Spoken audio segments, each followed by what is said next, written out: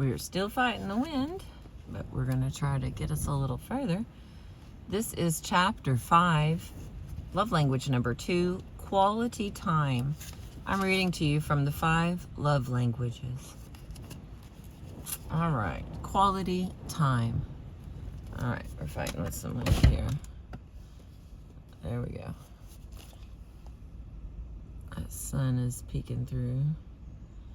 Cormorants are still flying by, so here we go. I should have picked up on Betty Jo's primary love language from the beginning. What she was saying on that spring night when I visited her and Bill in Little Rock. Bill is a good provider, but he doesn't spend any time with me. What good is the house and the recreational vehicle and all the other things if we don't ever enjoy them together? What was her desire? Quality time with Bill. She wanted his attention. She wanted him to focus on her, to give her time to do things with her.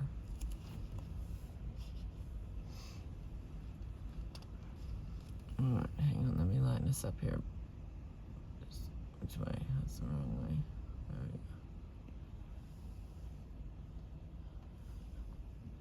I mean, this is the time of year it is, so we're going to get clouds and wind and birds. Okay. By quality time, I mean giving someone your undivided attention. I don't mean sitting on the couch watching television together. When you spend time that way, ABC or NBC has your attention, not your spouse. What I mean is sitting on the couch with the TV off, looking at each other and talking, giving each other your undivided attention. It means taking a walk, just like, okay, let me try this again.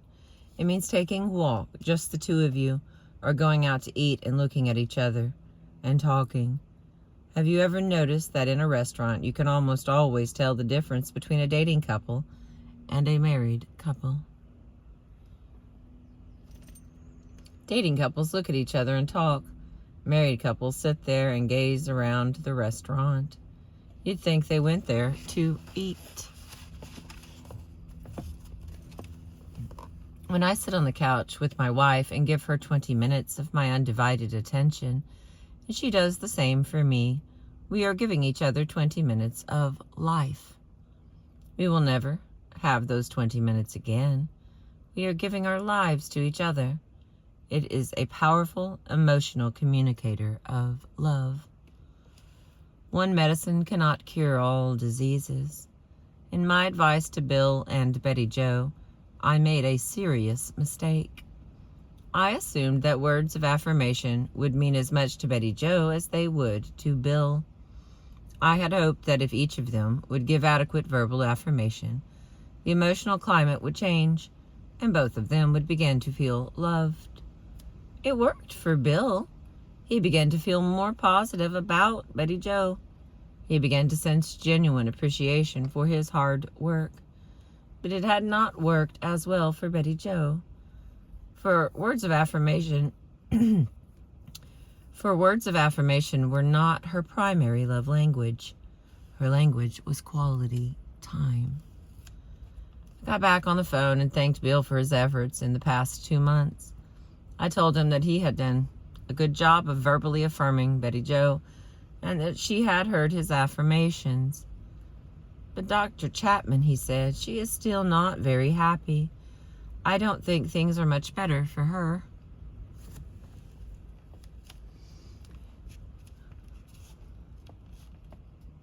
You are right, I said, and I think I know why. The problem is that I suggested the wrong love language. Bill hadn't the foggiest idea what I meant. I explained that what makes one person feel loved emotionally is not always the thing that makes another person feel loved emotionally.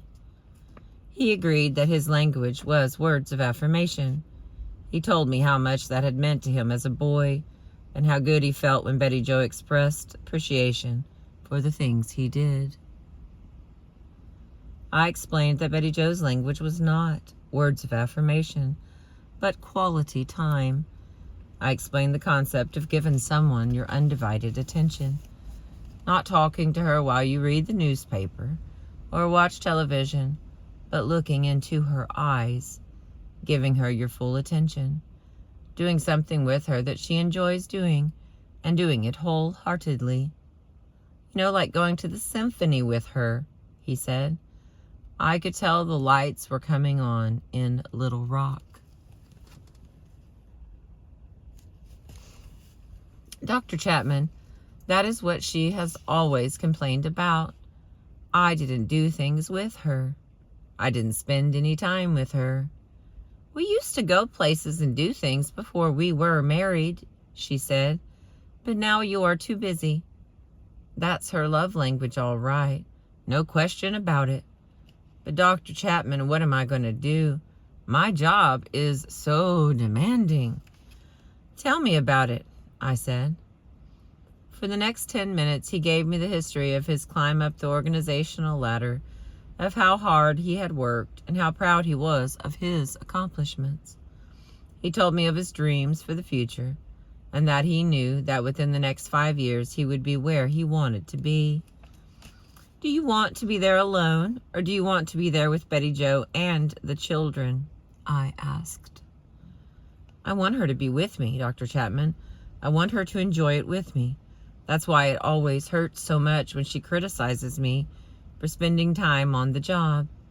I am doing it for us. I wanted her to be a part of it, but she is always so negative. Are you beginning to see why she was so negative, Bill?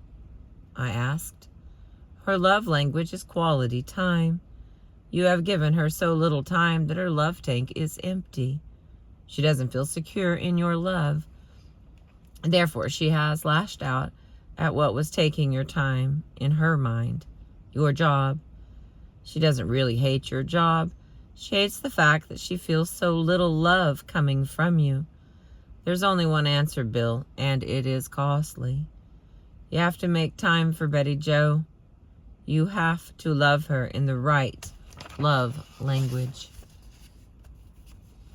I know you are right, Dr. Chapman. Where do I begin? Do you have your legal pad handy? The one on which we made the list of the positive things about Betty Jo. It's right here. Good. We're going to make another list. What are some things that you know Betty Jo would like you to do with her? Things she has mentioned through the years.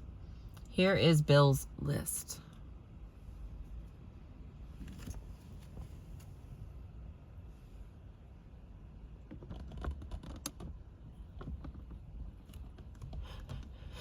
Oh, it's so pretty. Okay, here's Bill's list.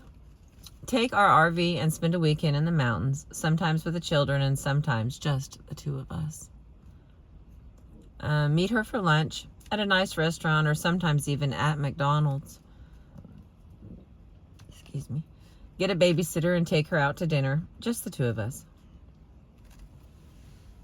I can't see because the sun is in my eyes. I mean, I can see. Okay, hang on. Blinded by the light. Okay, here we go. When I come home at night, sit down and talk with her about my day and listen as she tells me about her day. She doesn't want me to watch TV while we are trying to talk.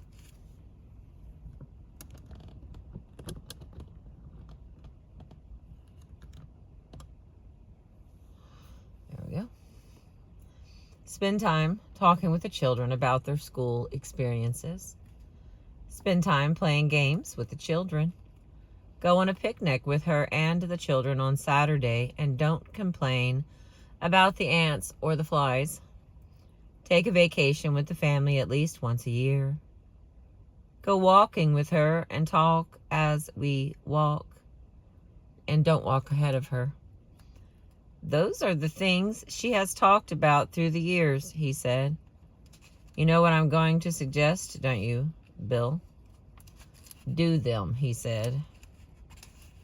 That's right, one a week for the next month. Where will you find the time? You will make it.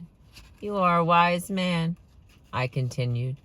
You would not be where you are if you were not a good decision maker. You have the ability to plan your life and to include Betty Jo in your plans.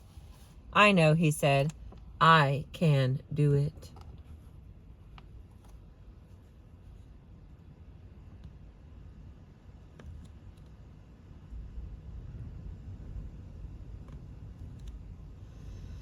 Okay.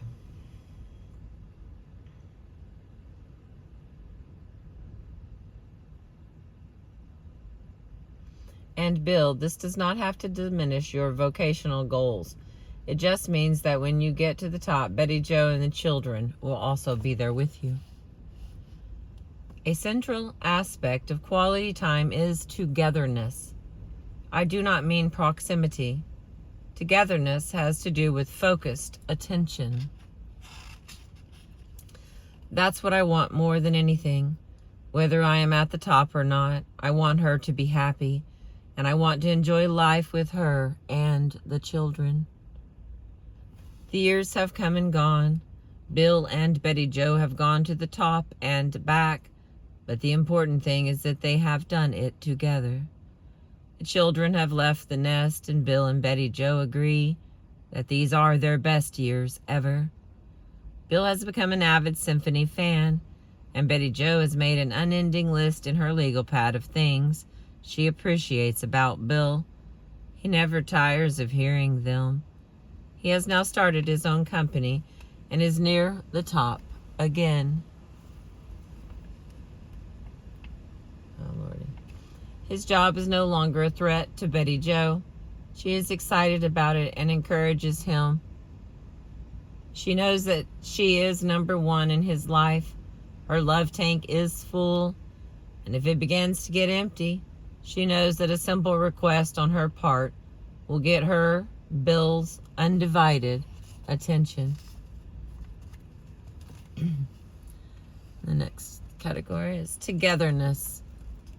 A central aspect of quality time is togetherness. I do not mean proximity. Two people sitting in the same room are in close proximity, but they are not necessarily together.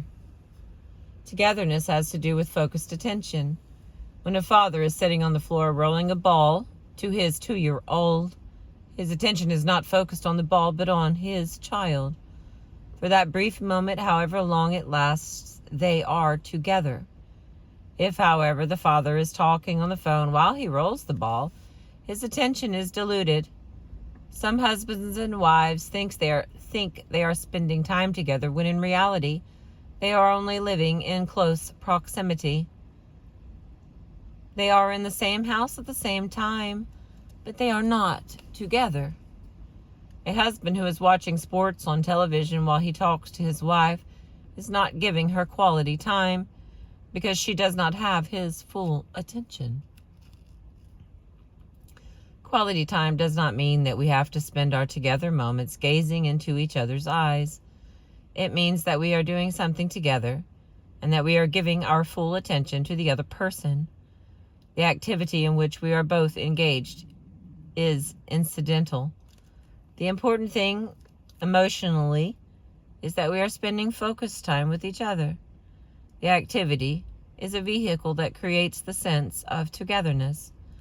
The important thing about the father rolling the ball to the 2-year-old is not the activity itself, but the emotions that are created between the father and his child.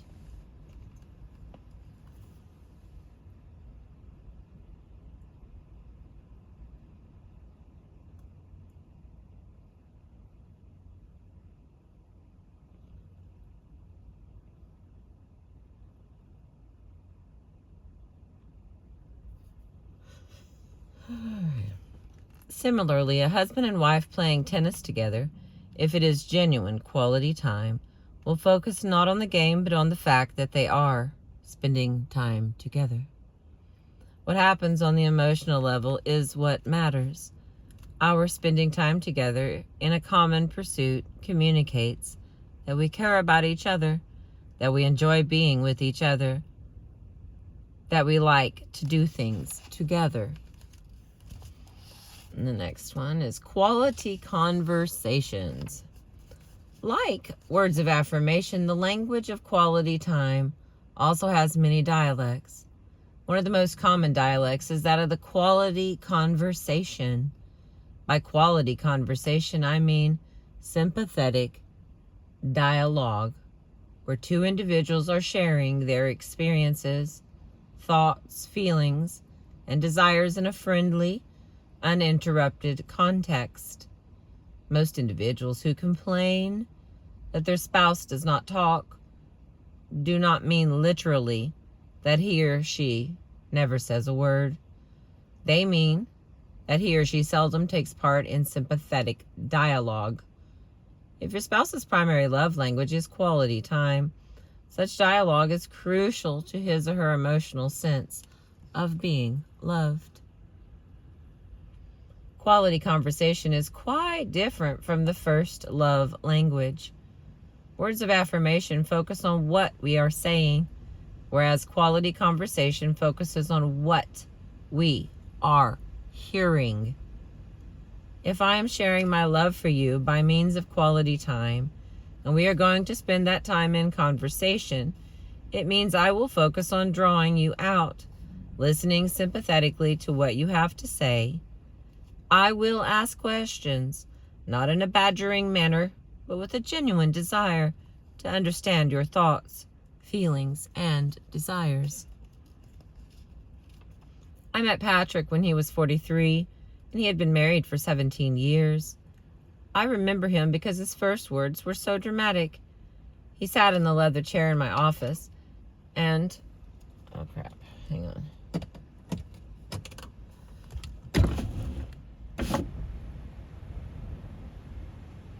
It's starting to heat up. I'm going to have to take a little wind to keep the phone cooled down. Okay. I met Patrick when he was 43, and he had been married for 17 years. I remember him because his first words were so dramatic.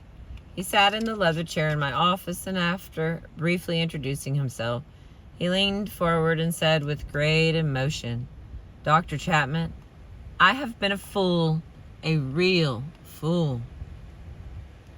"What has led you to that conclusion?" I asked. "I've been married for 17 years, he said, "and my wife has left me. Now I realize what a fool I've been." I repeated my original question. "In what way have you been a fool?" My wife would come home from work and tell me about the problems in her office. I would listen to her and then tell her what I thought she should do. I always gave her advice. I told her she had to confront the problem. Problems don't go away. You have to talk with the people involved or your supervisor. You have to deal with problems. The next day she would come home from work and tell me about the same problems. I would ask her if she did what I had suggested the day before. She would shake her head and say no. So I would repeat my advice. I told her that was the way to deal with the situation. She would come home again the next day and tell me about the same problems. Again, I would ask her if she had done what I had suggested. She would shake her head and say no. Now, after 3 or 4 nights of that, I would get angry. I would tell her not to expect any sympathy from me. If she wasn't willing to take the advice I was giving her, she didn't have to live under that kind of stress and pressure. She could solve the problem if she would simply do what I told her. It hurt me to see her living under such stress because I knew she didn't have to. The next time she'd bring up the problem, I would say, "I don't want to hear about it. I've told you what you need to do. If you're not going to listen to my advice, then I don't want to hear it."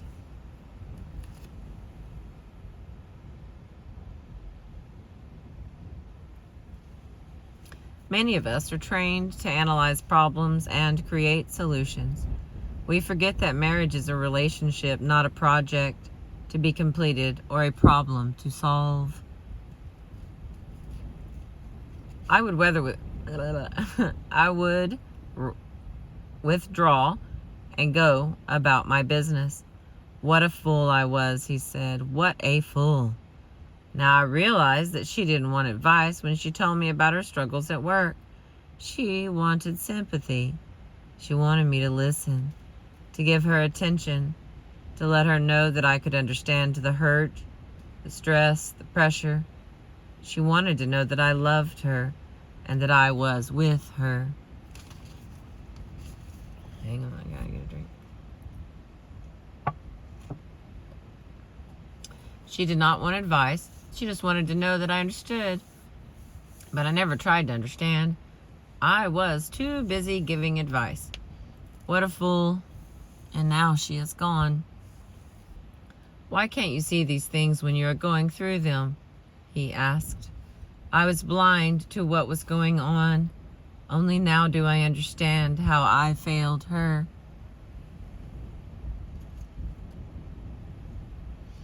Patrick's wife had been pleading for quality conversation. Emotionally, she longed for him to focus attention on her by listening to her pain and frustration. Patrick was not focusing on listening, but on speaking. He listened only long enough to hear the problem and formulate a solution.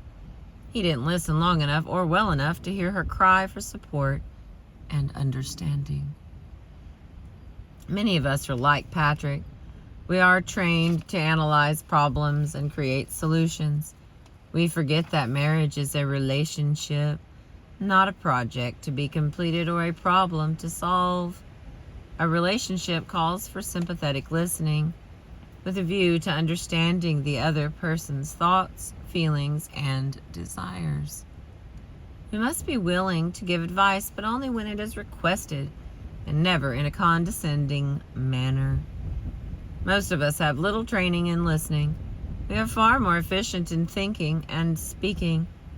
Learning to listen may be as difficult as learning a foreign language, but learn we must if we want to communicate love. That is especially true if your spouse's primary love language is quality time, and his or her dialect is quality conversation. Fortunately, numerous books and articles have been written on developing the art of listening. I will not seek to repeat what is written elsewhere, but suggest the following summary of practical tips. Number 1, maintain eye contact when your spouse is talking. That keeps your mind from wandering and communicates that he or she has your full attention. Number 2, don't listen to your spouse and do something else at the same time. Remember, quality time is giving someone your undivided attention. If you are watching, reading, or doing something else in which you are keenly interested and cannot turn from immediately, tell your spouse the truth. A positive approach might be, I know you are trying to talk to me and I'm interested, but I want to give you my full attention. I can't do that right now, but if you will give me 10 minutes to finish this, I'll sit down and listen to you. Most spouses will respect such a request. Number 3, listen for feelings. Ask yourself, what emotion is my spouse experiencing? When you think you have the answer, confirm it. For example, it sounds to me like you are feeling disappointed because I forgot, fill in the blank. That gives them a chance to clarify their feelings. It also communicates that you are listening intently to what is being said. Number 4, observe body language. Clenched fists, trembling hands, tears, furrowed brows, and eye movement may give you clues as to what the other is feeling. Sometimes body language speaks one message while words speak another. Ask for clarification to make sure you know what she is really thinking and feeling. Number 5, refuse to interrupt. Recent research has indicated that the average individual listens for only 17 seconds before interrupting and interjecting his own ideas. If I give you my undivided attention while you are talking, I will refrain from defending myself or hurling accusations at you or dogmatically stating my position. My goal is to discover your thoughts and feelings. My objective is not to defend myself or to set you straight. It is to understand you.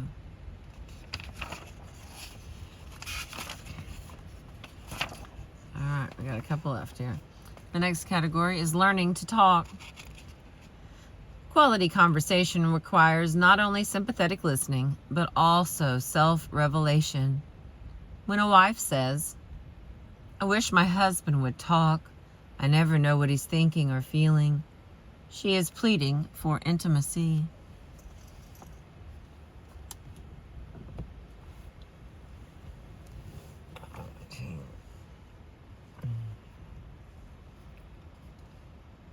She wants to feel close to her husband, but how can she feel close to someone whom she doesn't know? In order for her to feel loved, he must learn to reveal himself. If her primary love language is quality time and her dialect is quality conversation, her emotional love tank will never be filled until he tells her his thoughts and feelings.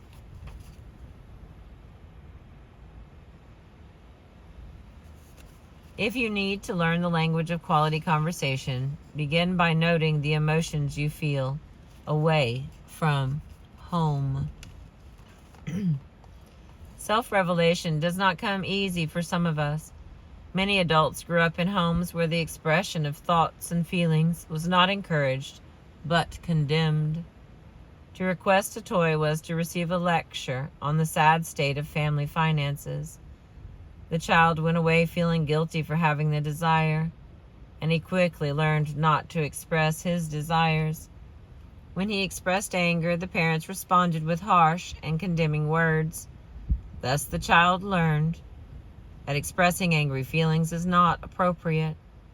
If the child was made to feel guilty for expressing disappointment at not being able to go to the store with his father, he learned to hold his disappointment inside. By the time we reach adulthood, many of us have learned to deny our feelings. We are no longer in touch with our emotional selves. All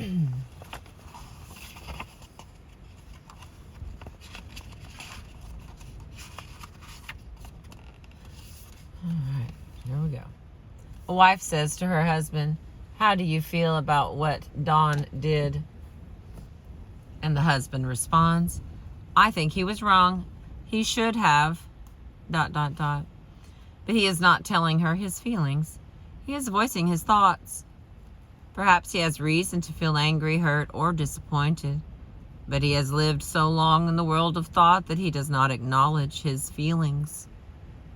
When he decides to learn the language of quality conversation, it will be like learning a foreign language. The place to begin is by getting in touch with his feelings, becoming aware that he is an emotional creature in spite of the fact that he has denied that part of his life. If you need to learn the language of quality conversation, begin by noting the emotions you feel away from home. Carry a small notepad and keep it with you daily. 3 times a day, ask yourself, what emotions have I felt in the last 3 hours? What did I feel on the way to work when the driver behind me was riding my bumper? What did I feel when I stopped at the gas station and the automatic pump did not shut off and the side of the car was covered in gas? What did I feel when I got to the office and found that my secretary had been assigned to a special work project for the morning? What did I feel when my supervisor told me that the project I was working on had to be completed in 3 days when I thought I had another 2 weeks?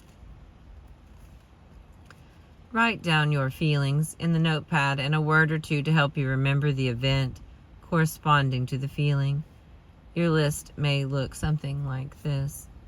So we've got a list of events, which is the tailgater, the gas station, the no secretary, the work project due in 3 days. And the other side is feelings: angry, very upset, disappointed, frustrated, and anxious. Do that exercise 3 times a day, and you will develop an awareness of your emotional nature. Using your notepad, communicate your emotions and the events briefly with your spouse as many days as possible. In a few weeks, you will become comfortable expressing your emotions with him or her, and eventually you will feel comfortable discussing your emotions toward your spouse, the children, excuse me, and events that occur within the home. Remember, emotions themselves are neither good nor bad. They are simply our psychological responses to the events of life.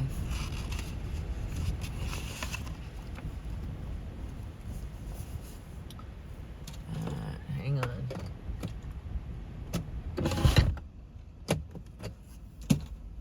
The sun went behind the cloud for a second, so let's try that again. I only got a couple of pages left trying to do it. Okay, based on our thoughts and emotions, we eventually make decisions.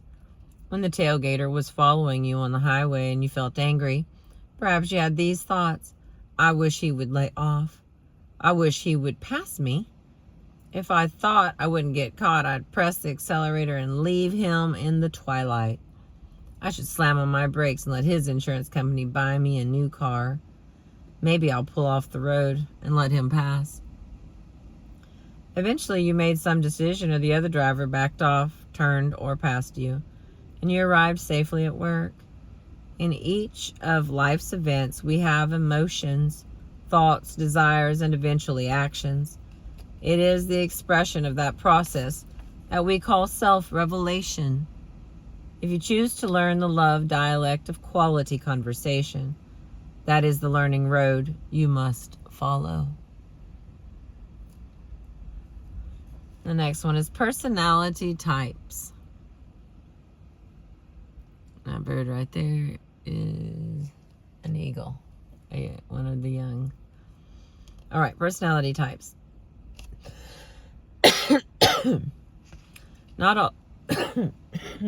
That's funny.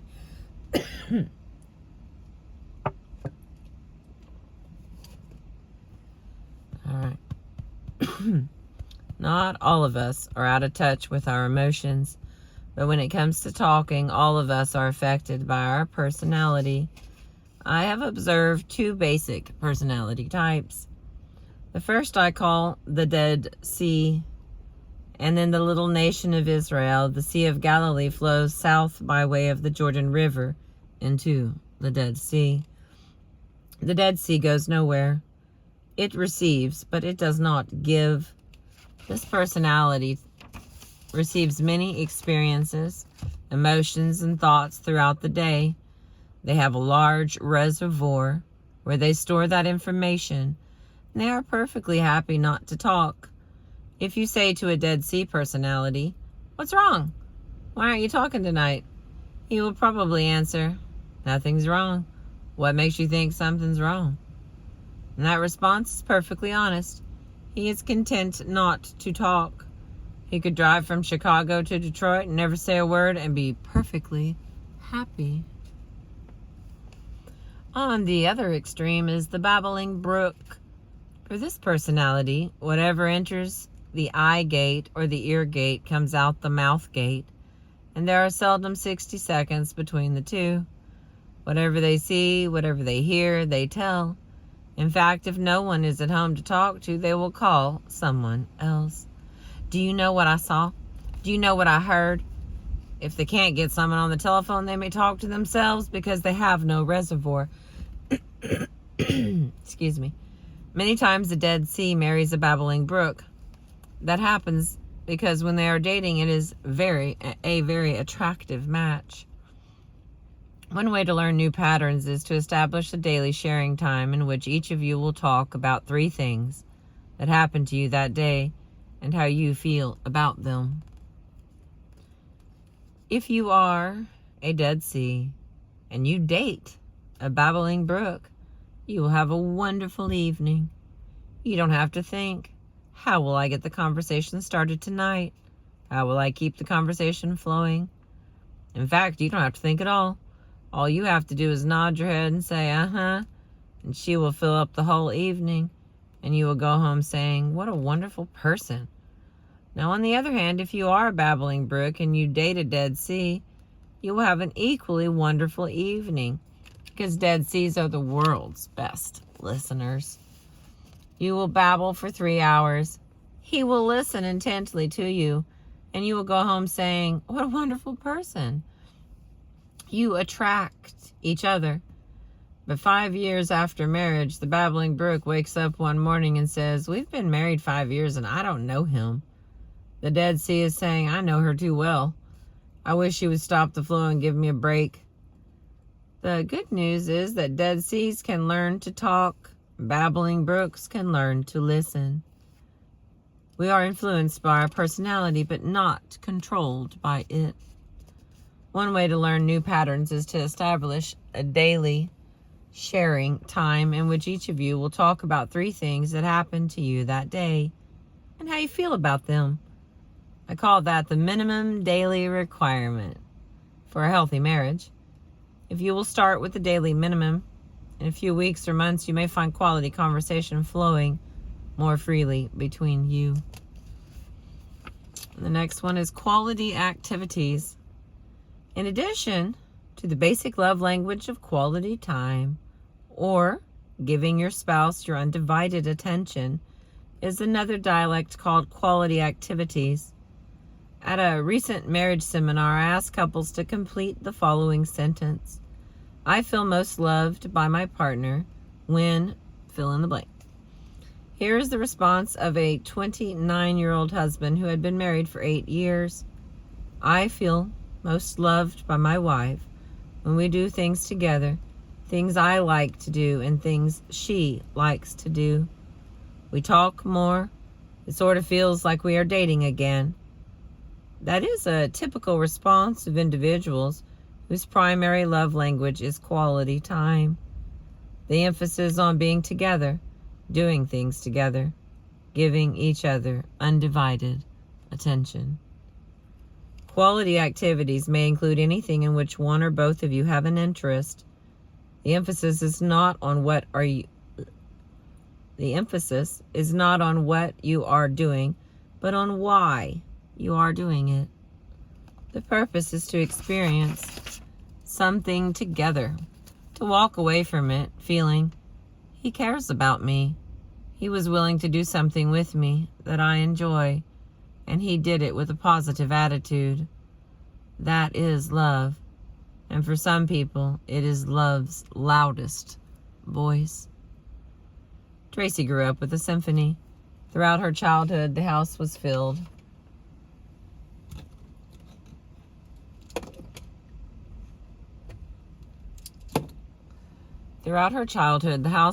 with classical music. At least once a year, she accompanied her parents to the symphony. Now, Larry, on the other hand, grew up on country and Western music. He never actually attended a concert, but the radio was always on, tuned to the country station. The symphony he called elevator music. Had he not married Tracy, he could have lived his life without ever attending the symphony. Before they were married, while he was still in the obsessed state of being in love, he went to the symphony. But even in his euphoric emotional state, his attitude was, "You call this stuff music?"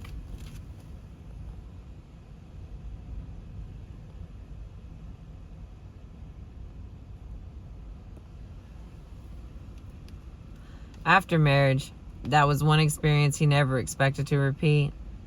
When, however, he discovered several years later that quality time was Tracy's primary love language, and that she especially liked the dialect of quality activities, and that attending the symphony was one of those activities, he chose to go with an enthusiastic spirit. His purpose was clear. It was not to attend the symphony, but to love Tracy and to speak her language loudly. In time, he did come to appreciate the symphony, and even occasionally to enjoy a movement or two. He may never become a symphony lover, but he has become proficient at loving Tracy.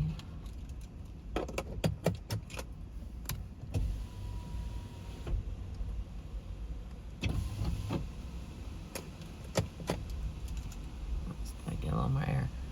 Quality activities may include such activities as putting in a garden, visiting flea markets, shopping for antiques, listening to music, picnicking together, taking long walks, or washing the car together on a hot summer day. The activities are limited only by your interests and willingness to try new experiences. The essential ingredients in a quality activity are: number 1, at least one of you wants to do it. 2, the other is willing to do it. And 3, both of you know why you are doing it, to express love by being together. One of the byproducts of quality activities is that they provide a memory bank from which to draw in the years ahead. Fortunate is the couple who remembers an early morning stroll along the coast, the spring they planted the flower garden, the time they got poison ivy chasing the rabbit through the woods, the night they attended their first Major League Baseball game together, the one and only time they went skiing together and he broke his leg, the amusement parks, the concerts, the cathedrals, and oh yes, the awe of standing beneath the waterfall after the 2-mile hike. They can almost feel the mist as they remember. Those are memories of love, especially for the person whose primary love language is quality time. And where do we find time for such activities, especially if both of us have vocations outside the home? We make time, just as we make time for lunch and dinner. Why? Because it is just as essential to our marriage as meals are to our health. Is it difficult? Does it take careful planning? Yes. Does it mean we have to give up some individual activities? Perhaps. Does it mean we do something we don't particularly enjoy? Certainly. Is it worth it? Without a doubt. What's in it for me? The pleasure of living with a spouse who feels loved and knowing that I have learned to speak his or her love language fluently. Personal word of thanks to Bill and Betty Jo in Little Rock, who taught me the value of love language number 1, words of affirmation, and love language number 2, quality time. Now it's on to Chicago and love language number 3. All right, now here's the list. If your spouse's love language is quality time, number 1, take a walk together through the old neighborhood where one of you grew up. Ask questions about your spouse's childhood. Ask, what are the fun memories of your childhood? Then, what was most painful about your childhood? Number 2, go to the city park and rent bikes. Ride until you are tired, and then sit and watch the ducks. When you get tired of the quacks, roll on to the rose garden. Learn each other's favorite color of rose and why. If the bikes are too much, take turns pulling each other in a little red wagon. Sorry, that's funny. Number 3, in the spring or summer, make a luncheon appointment with your spouse. Meet him and drive to the local cemetery. Spread your tablecloth and eat your sandwiches and thank God that you are still alive. Share with each other one thing you would like to do before you die. Number 4, ask your spouse for a list of 5 activities that he would enjoy doing with you. Make plans to do one of them each month for the next 5 months. If money is a problem, space the freebies between the "we can't afford this" events. Number 5, ask your spouse where she most enjoys sitting when talking with you. The next week, call her one afternoon and say, I want to make a date with you one evening this week to sit on the yellow sofa and talk. Which night and what time would be best for you? Don't say Yellow Sophie if her favorite place is in the jacuzzi. Number 6 of 10. Think of an activity your spouse enjoys, but which brings little pleasure to you, like football, the symphony, jazz concert, or TV, sleeping. Tell your spouse that you are trying to broaden your horizons and would like to join her in this activity sometime this month. Set a date and give it your best effort. Ask questions about the activity at break times. Number 7, plan a weekend getaway just for the two of you sometime within the next 6 months. Be sure it is on the weekend when you won't have to call the office or turn on the TV for a report every 30 minutes. Focus on relaxing together, doing what one or both of you enjoy. Number 8, make time every day to share with each other some of the events of the day. When you spend more time watching the news than you do listening to each other, you end up more concerned about Bosnia than about your spouse. 9 of 10. Have a let's review our history evening once every 3 months. Set aside an hour to focus on your history. Select 5 questions each of you will answer, such as, number 1, who was your best and worst teacher in school and why? Number 2, when did you feel your parents were proud of you? Number 3, what is the worst mistake your mother ever made? Number 4, what is the worst mistake your father ever made? Number 5, what do you remember about the religious aspect of your childhood? Whew. Each evening, agree on your 5 questions before you begin your sharing. At the end of the 5 questions, stop and decide upon the 5 questions that you will ask next time. And the last one, number 10, camp out by the fireplace or an orange lamp. Spread your blanket and pillows on the floor, get your Pepsi and popcorn. Pretend the TV is broken and talk like you used to when you were dating. Talk till the sun comes up or something else happens. If the floor gets too hard, go back upstairs and go to bed. You will not forget this evening. Hallelujah. Okay, that is the end of quality time. The next one will be receiving gifts. And it's actually a little bit shorter than the other ones. I appreciate you. Thank you for being with me.